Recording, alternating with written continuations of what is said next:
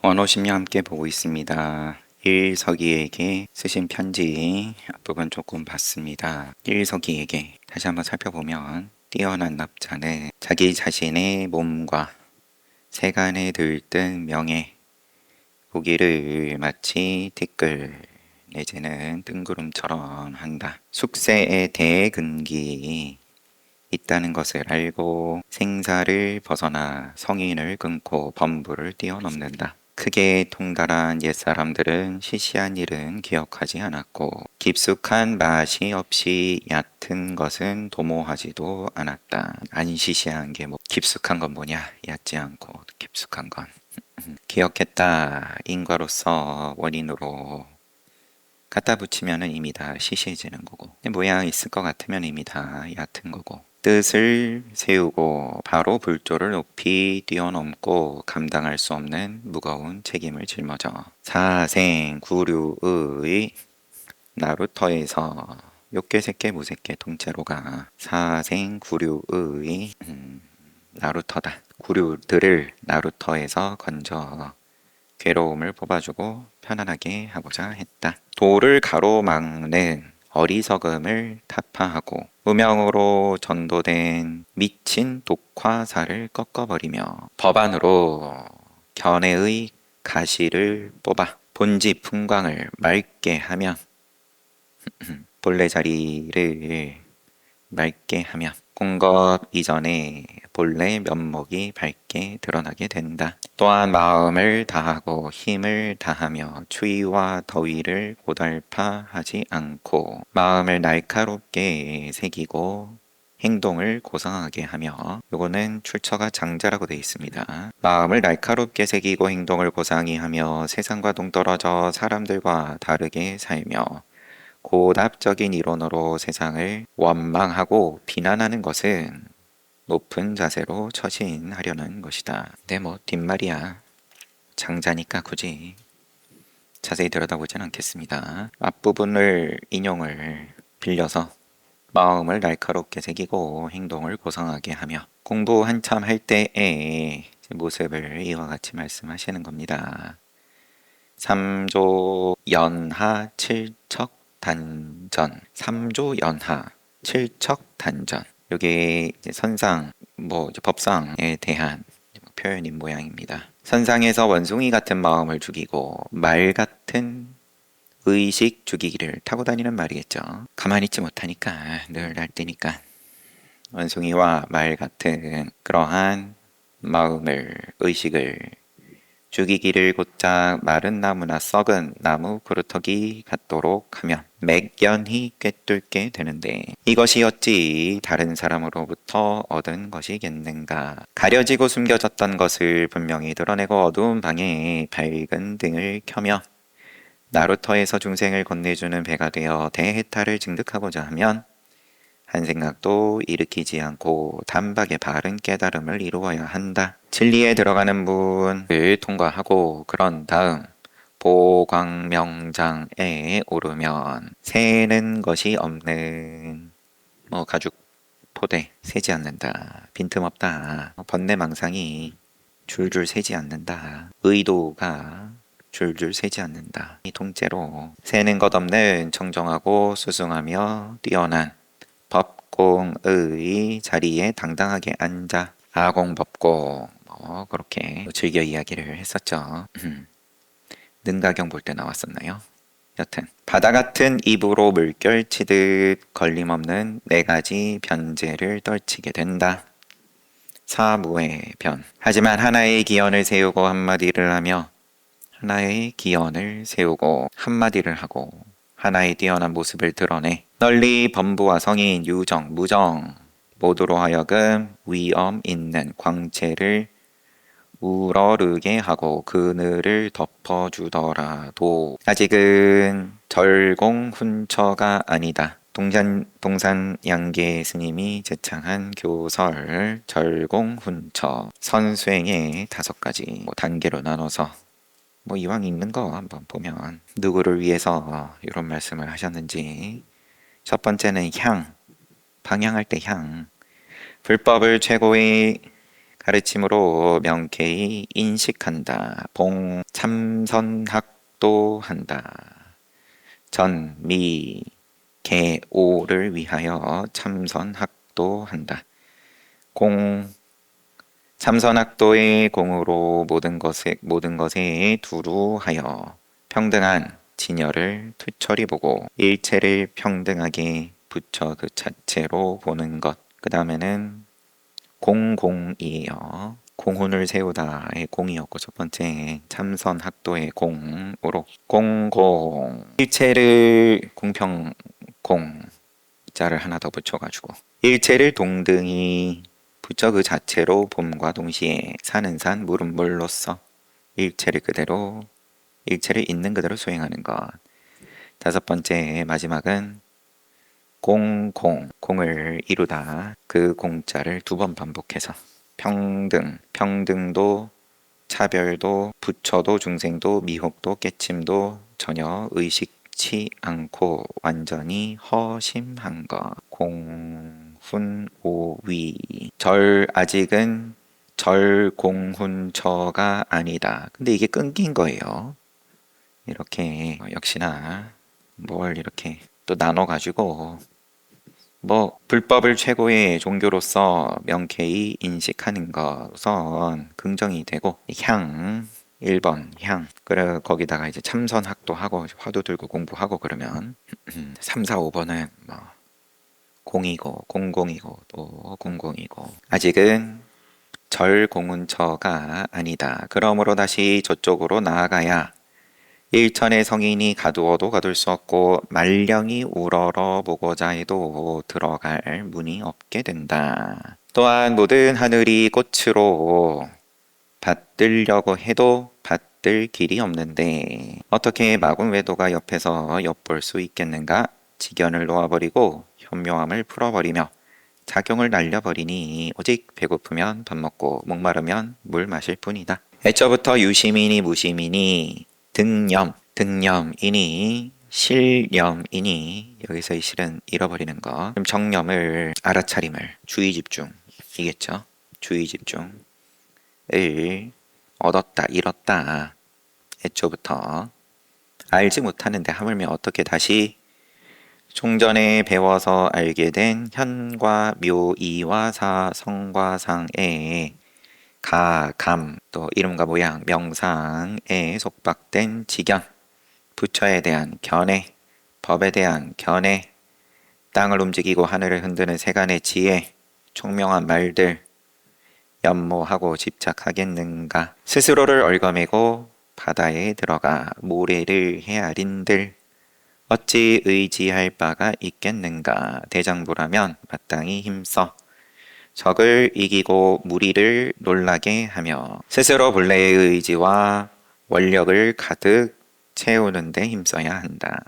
그래야 본분의 큰 마음, 대심과 큰 견해, 대견으로 대해탈을 이룬 무위무사의 참 도인이라 할 수 있게 된다. 일서기에게 바로 이어서 또 편지가 같은 사람에게 보내는 걸로 보이는데 여튼 방금 본 공부를 함에 있어서 화두를 들매 있어서 선을 수행함에 있어서 이와 같이 해야 된다. 적당한 당사자 입장에서야 당연히 적당하지 않으니까 대단하다 하고 머무는 거지만 선지식 입장에서야 이미 머물렀으면 종전에 배워서 알게 된 현이든 묘든 이화사든 성상 내지는 부처에 대한 견해, 법에 대한 견해 아니면 땅을 움직이고 하늘을 흔든다. 이게 다 이 공부와 부처님의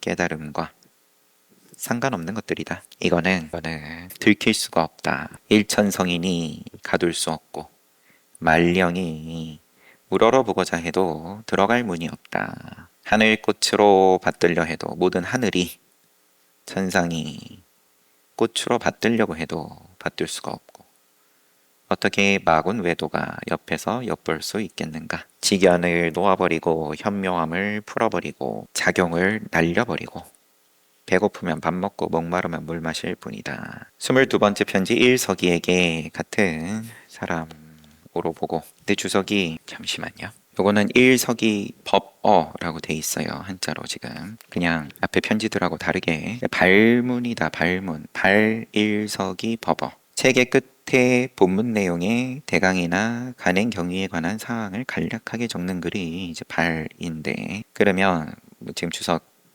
보면 본서는 제목과 본문 서두로 미루어 볼 때, 제목 지금 당장 제목만 봤을 때 원어 스님이 전에 만났던 어떤 스님에게 해준 개송과 후어를 가지고 장문의 법어를 한 또 다른 편지가 있다는 것을 짐작할 수 있다. 그렇지만 짐작만 하는 걸로 봐서는 장문의 법어는 지금 이 책에는 없는 모양이고요. 나는 정화 말기에, 정화년은 1111년부터 1118년 말기에 낙야에 이르러 옛 친구 같은 한 스님을 만났었는데, 전생 인연이더라. 그러면 한 스님 만났는데 친숙하더라. 그가 뜻하는 도가 견줄 데 없이 뛰어난 것이 좋아 앞에 개송을 지었던 것이다. 그리고 대량산의 주석하라는 조서에 응해, 조서를 그러면 황제가 내린 건지 여기에 응해서 가는데도 종일 이 문제에 대해서 묻기를 더욱 열심히 하고 수백의 대중 가운데서도 힘써 배우고자 했기에 다시 후어를 주었던 것이다. 이제 약간 대명사가 여튼 간에 한 스님 만났고 그가 뜻하는 도가 견줄 데 없이 뛰어나 개송을 하나 지어서 줬는지 그 스님에게, 그리고 대량산에 주석하라는 조서에 가는데도 종일 이 문제에 대해 묻기를 더욱 열심히 하고 수백의 대중 가운데서도 힘써 배우고자 했기에 다시 후어를 주었던 것이다. 건념 원년에, 그럼 계속 같이 움직인 모양이고요. 이 스님이 건념 원년에, 그럼 정화 다음이 건념이라 보고 동남쪽으로 가고자 해서 헤어지게 되어서 거듭 글을 쓰고 다시 발문을 붙여 다른 날 다시 만날 것을 기약하며 서로 헤어졌다. 하지만 도의인의 본분은 천리만리 밖이라도 털끝만큼의 간격도 없다는 것을 서로 잘 알고 있었다.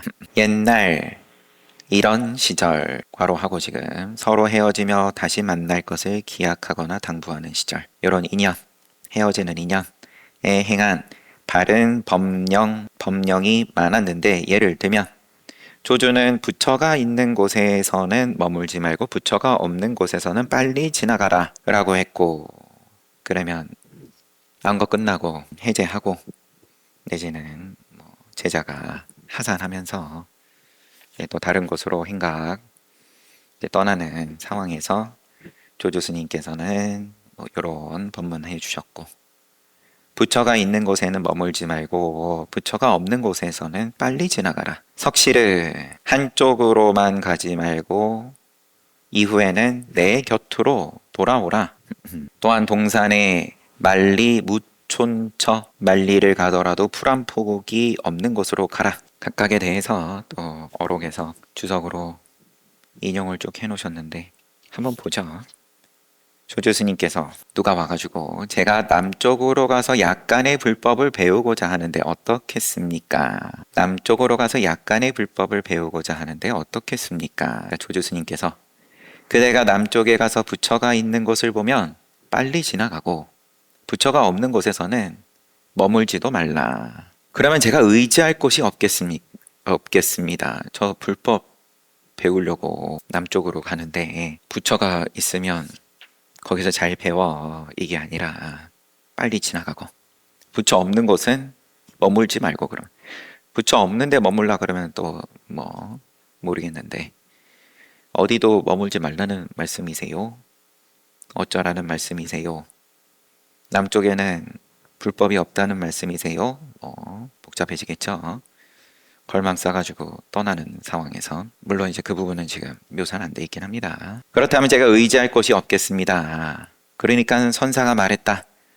버들깨지 그러면은 버드나무 그런 거겠죠. 근데 여기에 대해서 또 지금 편지 쓰고 계시는 원호 선사께서 벽암록 다른 공안을 가지고 쓰신 책 벽암록에 이와 같이 지금 또 인용하신 게 부처가 있는 곳에 머물지 말라. 머물면 머리에 뿔이 난다. 부처가 없는 곳에서는 빨리 지나가라. 달아나지 않으면 풀이 한 길이나 깊게 된다.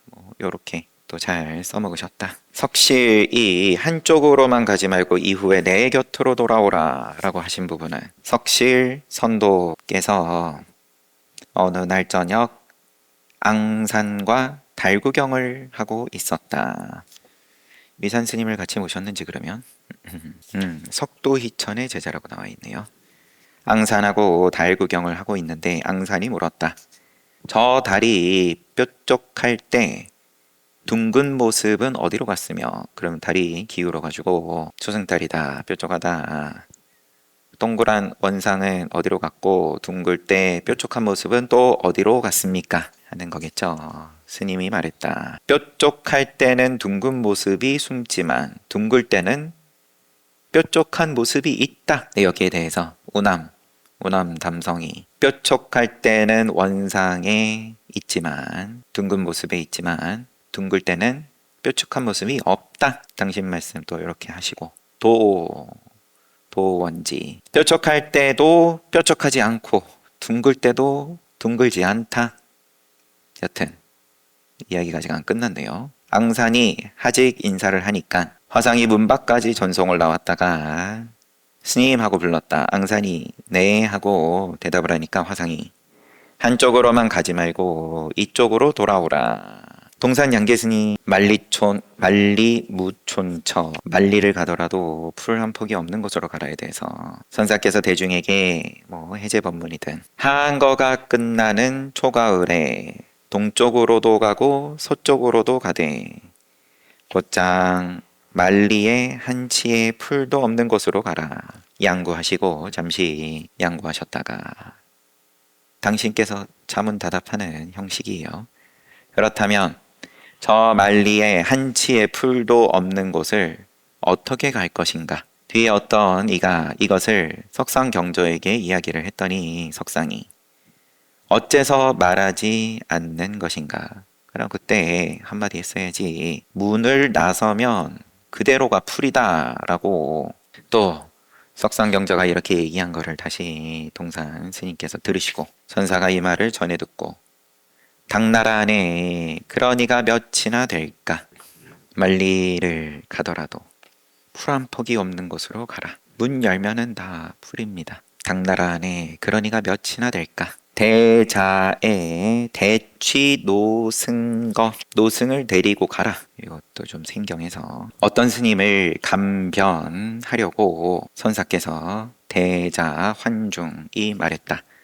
어디로 가는가?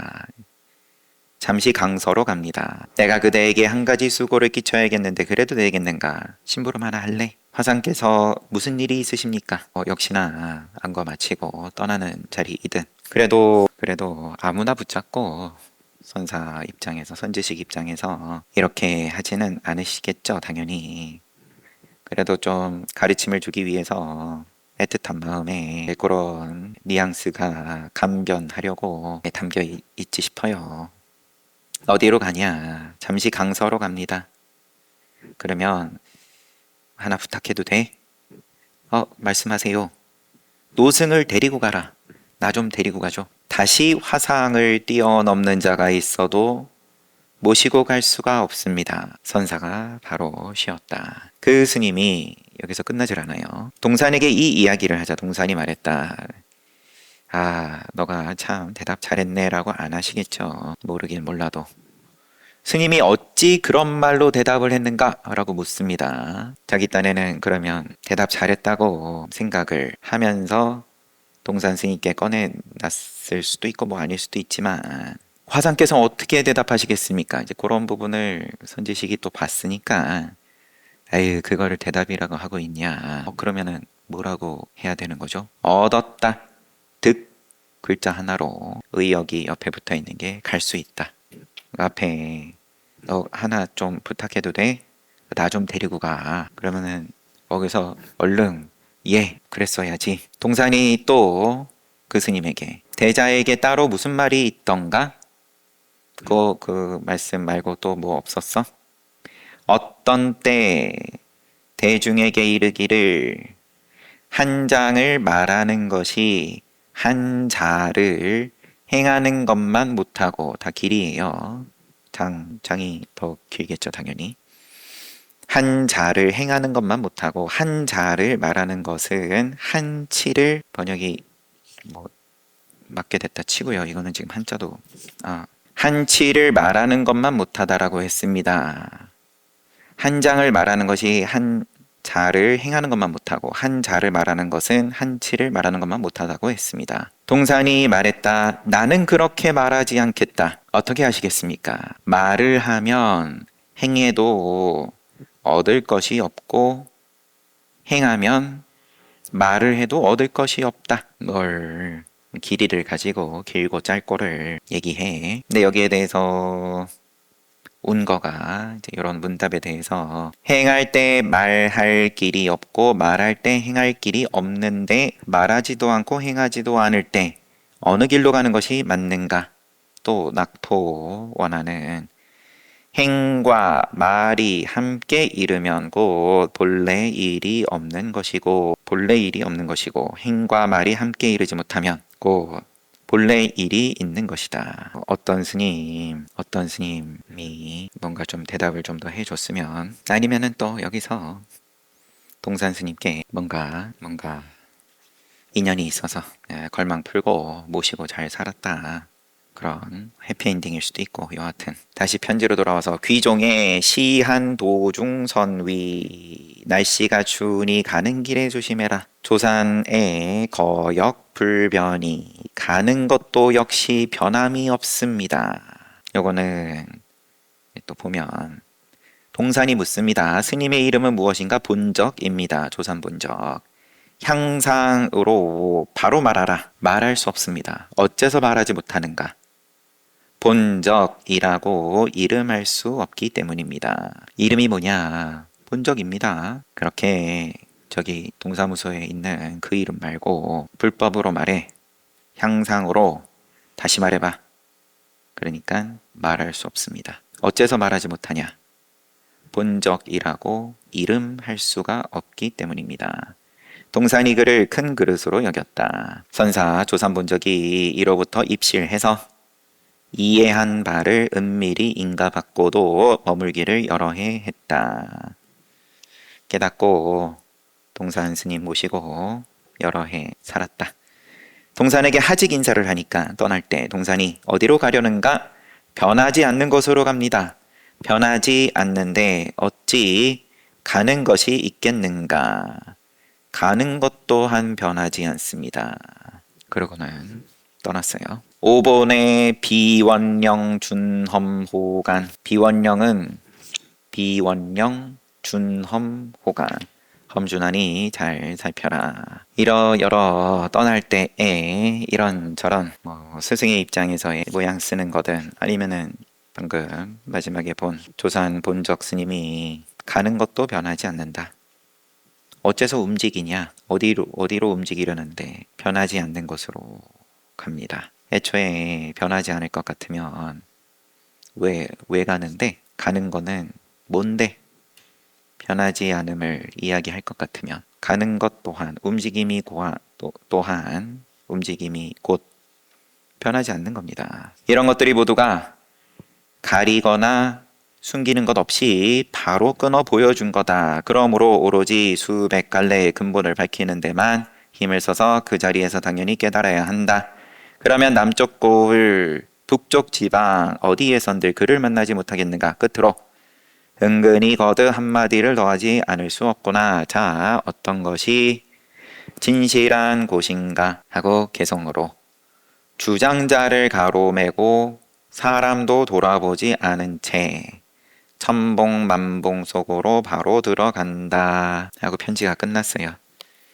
어차피 발문이니까 이러고 이제 법문을 쭉 하셨는데 앞서 우리가 쭉 보아왔던 편지하고 크게 다르지 않겠죠. 한결같이 말씀하시니까. 23번째 종각 선인에게 따로 어떤 분인지 주석은 없습니다.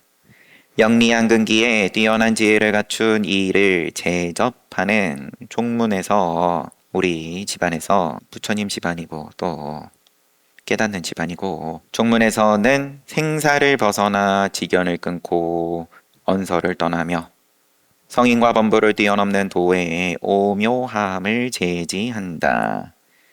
그런데 이것이 어찌 천박한 지식과 좁은 소견으로 도리를 따지고 기연과 경계에서 활발하게 개교 부리는 자가 헤아릴 수 있는 것이겠는가?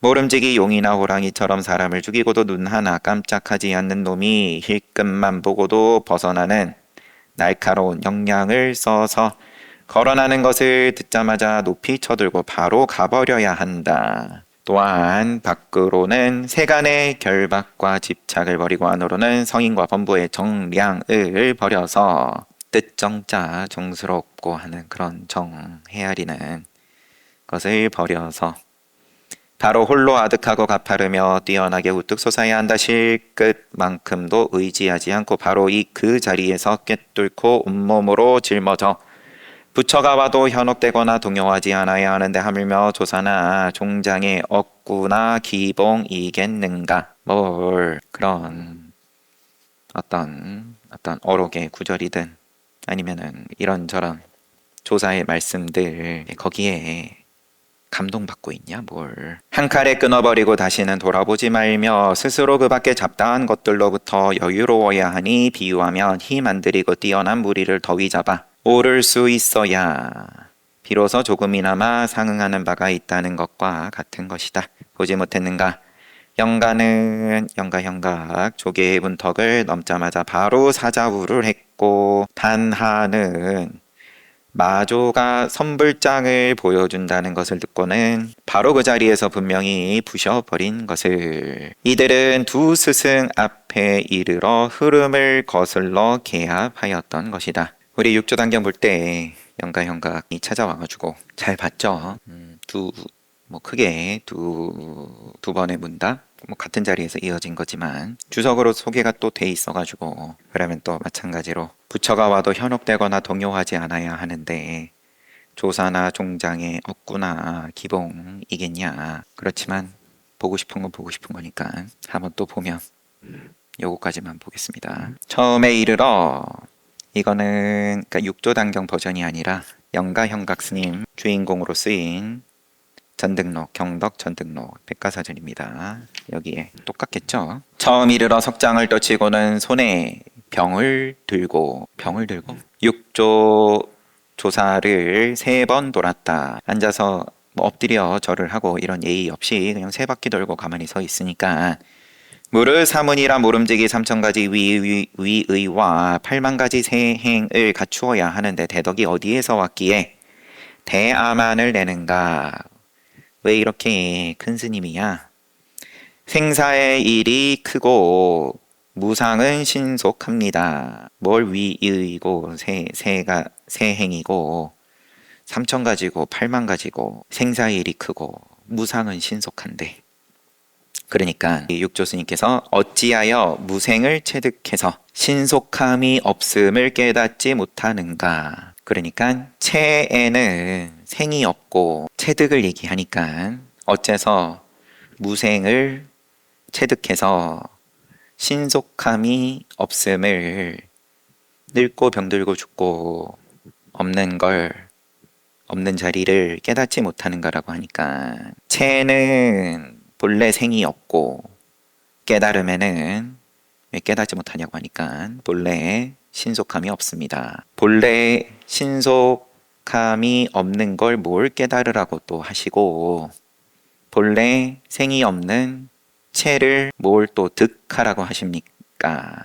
그런 거죠. 그렇지. 이때 대중이 놀라지 않은 사람이 없었다. 여기 이렇게 한 줄이 더 있네요. 선사가 그때야 비로소 위의를 갖추고 절을 하고 하직을 고하였다. 안녕히 계세요. 그러니까 돌아감이 너무 빠르지 않은가. 본래 스스로 움직임이 없거늘 어찌 빠름이 있겠습니까? 본래 스스로 움직임이 없거늘 어찌 빠름이 있겠습니까? 그러니까 누가 움직이지 않음을 아는가? 스님께서 스스로 분별을 내십니다. 그대는 무생의 뜻을 깊이 터득했구나. 그러고는 그냥 가지를 않고 무생에 어찌 뜻이 있겠습니까? 뜻이 없다면 누가 분별하는가? 분별하더라도 역시 뜻이 아닙니다. 훌륭하다, 훌륭하다. 하룻밤 쉬어가라. 이제 서로 말하는 그 경계가 생이 없는 최고. 본래 부처다 그러면 본래 늙고 병들고 죽고가 없습니다. 아니면은 본래 움직임이 없습니다. 무생에 어찌 또 뜻이 있습니까? 분별하더라도 역시 뜻이 아닙니다. 의자 분별역 비의 편지는 나머지는 다음에 또 보고 제가 더 붙일 필요는 없고 잘 봤습니다. 쉬었다 정진합시다.